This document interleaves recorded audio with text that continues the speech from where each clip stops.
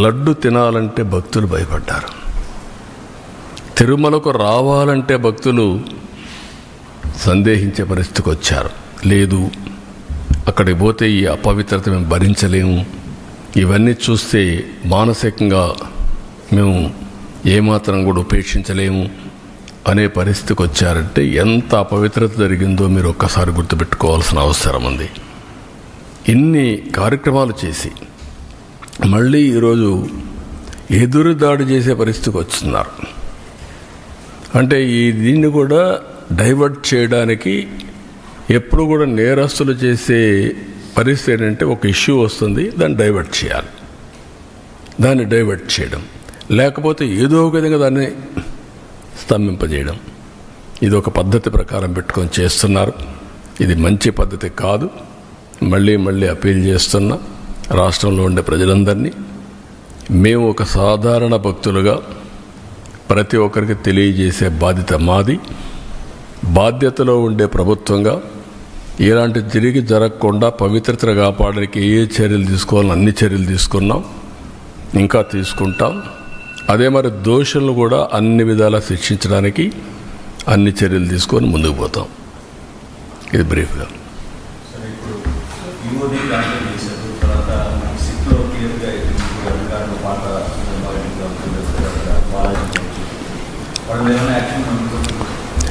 As on today మాకు ఏదైతే charge sheet వేసారో charge sheet ఇంకా నెంబర్ కావాలి, అది రావాలి. అదే మరిగా మాకు యాక్షన్ తీసుకోమని ఒక రిపోర్ట్ పంపించారు సిబిఐ. వీళ్ళందరిపైన అడ్మినిస్ట్రేటివ్ యాక్షన్స్ తీసుకోమని పంపించారు. అందుకే 1 మ్యాన్ కమిటీ ఒకటేసి మొత్తం అనలైజ్ చేసి ఎక్కడెక్కడ ల్యాబ్సెస్ ఉన్నాయి ఆ ల్యాబ్స్ అన్ని అధ్యయనం చేసి యాక్షన్ స్టార్ట్ చేస్తాం. అవసరమైతే కోర్టులో కూడా ఇంకా ఏదైనా అడిషనల్ ఇన్ఫర్మేషన్ ఉంటే సబ్మిట్ చేస్తాం.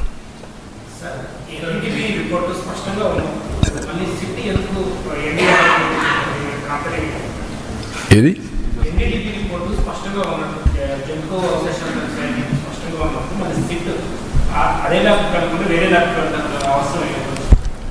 ఏదేమైనా ఆ ల్యాబ్కు పోయినా ఏ ల్యాబ్కు పోయినా ఒక్కొక్కసారి ఒక్కొక్కరికి ఆ lab report as on today ఇచ్చిన రిపోర్ట్లో కూడా మీరు చూస్తే ఏమన్నారు, మేము పూర్తిగా రూల్ అవుట్ చేయడం లేదు, కానీ మాకు ఆ టెక్నాలజీ లేదు, ఇది కమర్షియల్ కాదు, మేము ఇంటర్నల్ హౌస్లో డెవలప్ చేసుకుని దాని ప్రకారం రిపోర్ట్ ఇస్తున్నాం చాలా స్పష్టంగా చెప్పారు. థర్డ్ పార్టీ రెఫరెన్స్ కూడా చేయమని కూడా చెప్పారు. అప్పుడు చెప్పినప్పుడు where is the question? First report confirm చేశారు, ఏ రిపోర్ట్లో చూస్తే చేశారు. నేను ఒకటి అడుగుతున్నా, అసత్యాలు అబద్ధాలు చెప్పే వ్యక్తుల్ని 2022లో రిపోర్ట్ వచ్చిందా లేదా? ఎందుకు తొక్కి పెట్టారని అడుగుతున్నా. ఆ రోజు మీరు కానీ యాక్షన్ తీసుకొని ఉంటే తెలుసో తెలియకో తప్పు జరిగిందని సమర్థించుకునే అవకాశం ఉంది. కానీ మీరు డెలిబరేట్గా చేశారు కాబట్టి, డెలిబరేట్గా చేయాలనుకున్నారు కాబట్టి అది తొక్కపెట్టి మీరు ముందుకెళ్ళారు. అందులో కూడా మళ్ళీ ఆనాటి చైర్మన్ పిఏకి డబ్బులు ఇచ్చారు, 4,65,00,000 ఇచ్చారు. అంటే ఏమనుకుంటున్నారు మీరు? బుకాయిస్తే ఇదైపోతుందని. ఇంకా రేపు రాబోయే రోజుల్లో ఆ రిపోర్ట్లని చదివితే ఇంకా చాలా విషయాలు వస్తాయి. టీటీడీ బోర్డు చైర్మన్కి తెలిసే జరిగింది. మెంబర్లంతా కూడా ఎవరంటే వాళ్ళు పోయి కూర్చొని వీళ్ళ మనుషులకు పెట్టుకొని పర్చేస్ కమిటీలో నిర్ణయాలు చేస్తారు, వాళ్ళే ఈరోజు ఎదురుదాడి చేస్తారు. ఇది మంచి పద్ధతి కాదు.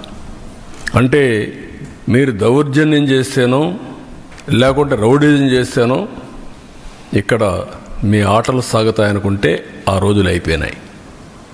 మీరే చూశారు ఈరోజు రాష్ట్రంలో. ఆ రోజు ముఖ్యమంత్రిగా నేనే ఉన్నాను. వివేకానంద రెడ్డి మర్డర్ చేసిన నెక్స్ట్ డే కత్తి నా చేతిలో పెట్టారు. ఇప్పుడు అదే చేయాలనుకుంటున్నారు. మంచి పద్ధతి కాదు.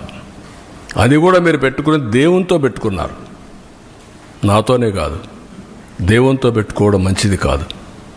ఇది ప్రతి ఒక్కరు కూడా మక్కాకు పోవాలని ముస్లిమ్స్ అనుకుంటారు,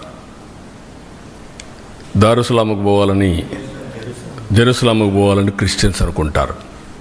అదే సమయంలో తిరుపతికి వచ్చి దర్శనం చేసుకోవాలని హిందువులు కోరుకుంటారు.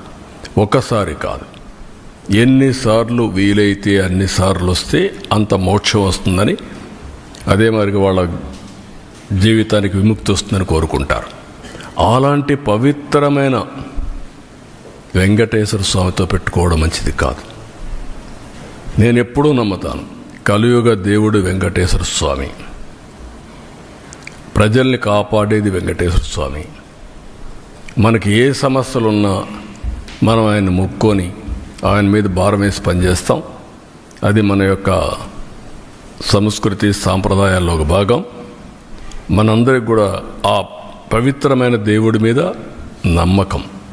ఇప్పుడు జరిగింది నమ్మకం విశ్వాసం పైన దాడి, వెంకటేశ్వర స్వామి పైన దాడి. అది మంచిది కాదు.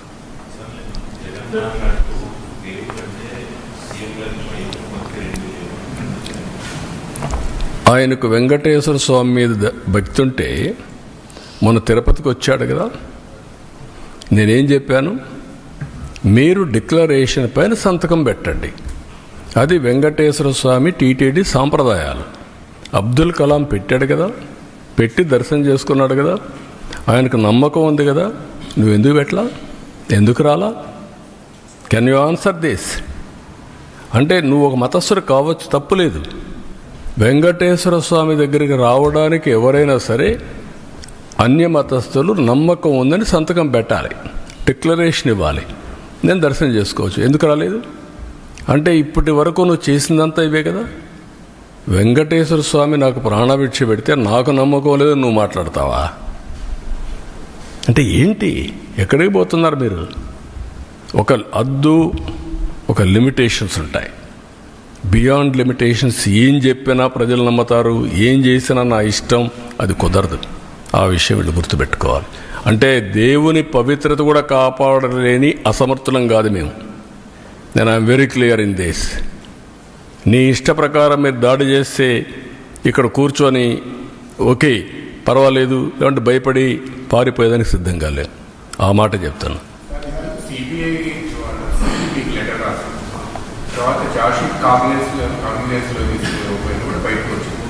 అందులో ఎక్కడా కూడా సూత్రధారులు ఎవరు అనేది చిన్న పనులతోనే ఇదంతా సాధ్యమవుతుందా?